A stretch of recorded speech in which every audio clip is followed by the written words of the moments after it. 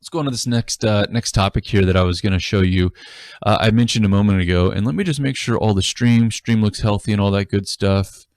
Let's see here, and also, you know, before let's just see what they're saying here on CNBC.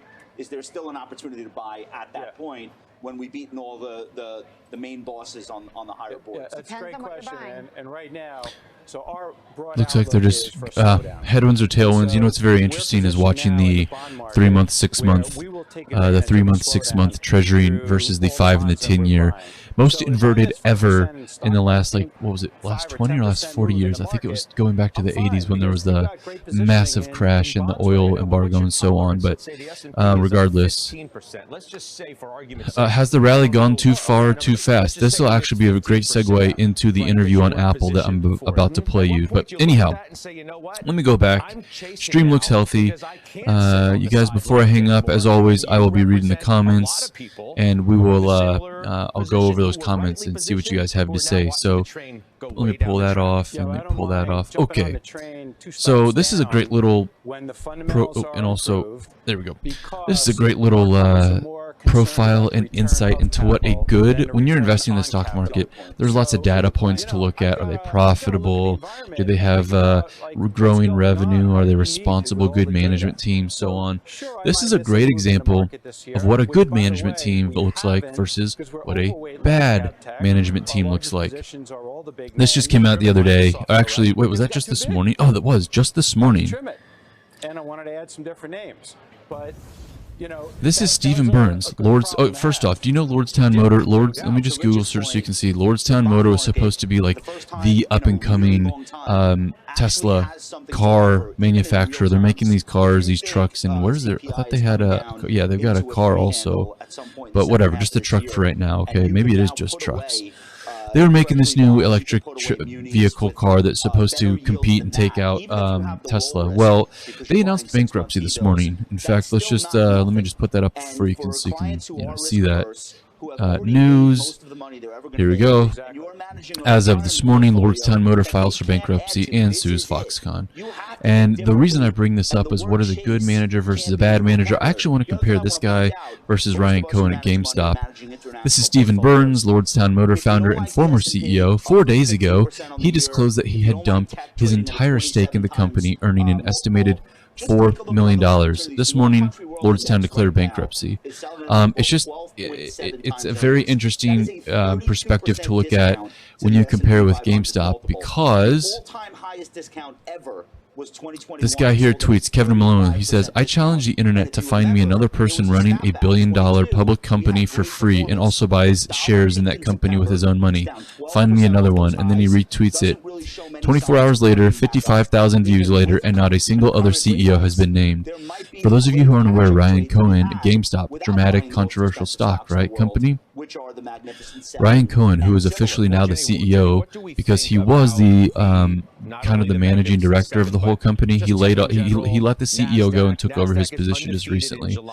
He hasn't taken a salary this whole time, and he's bought millions and millions of GameStop shares over the last couple of years, including, what was it, $10 million worth just like a week and a half ago. Whereas you have this guy here who is selling his shares, and in fact, it was just about a year ago that he dumped a massive amount of shares onto the market at a far higher valuation as well, and took that out. Now, let me talk to my business owners out there.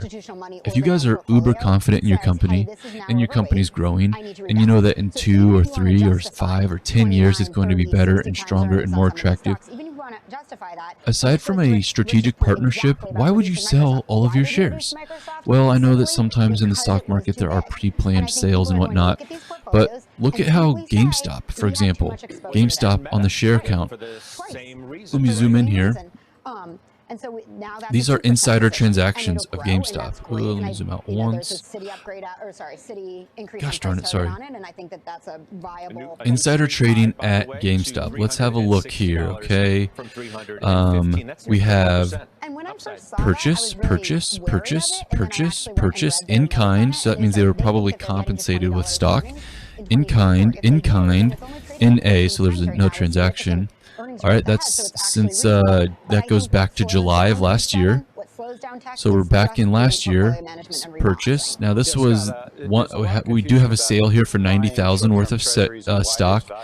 This is one of the original holders here, original board members, that some of the guys that are being taken off and forced out. But again, purchase. These are all the new managers here. Larry Chang, RC Ventures. In fact, if you go back one, Atal,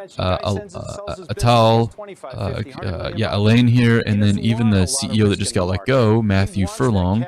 These people are all buying and holding. You do have, now this is right when Ryan Cohen took over. There was a sale of 400,000. But again, compare what I just showed you the last 2.5 years with this new management team of just buying versus before Ryan Cohen came in, where you see, even look here, this is classic corporate America management. Sale. Even further back into 2020, sale. Now there are some, this is actually when Ryan Cohen bought his controlling interest. Let's look before that, and you see, if you go back, actually you see even more and more sales. So it's just a little interesting insight into how, when I'm looking at various stocks to buy.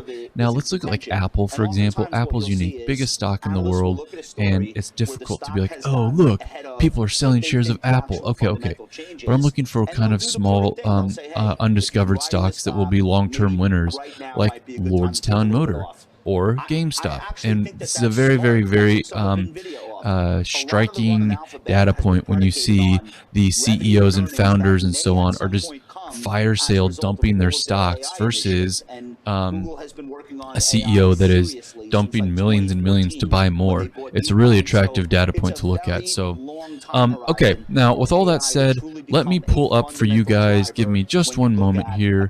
Let's check out what they are talking about on CNBC as I get ready to show you the most recent this most recent video I've got here. Just one moment, okay? CNBC. Okay, very good. One moment, please. I'm going to pull open. So we know they're premium. We know they're up a lot. Okay. We know a lot of the reason they're up is sentiment and excitement. Right. And this might be a good time to take your tech exposure down. Good chance to go to Dom Chu for a sectornomics look. He's looking at valuations, whether they've come too far too fast.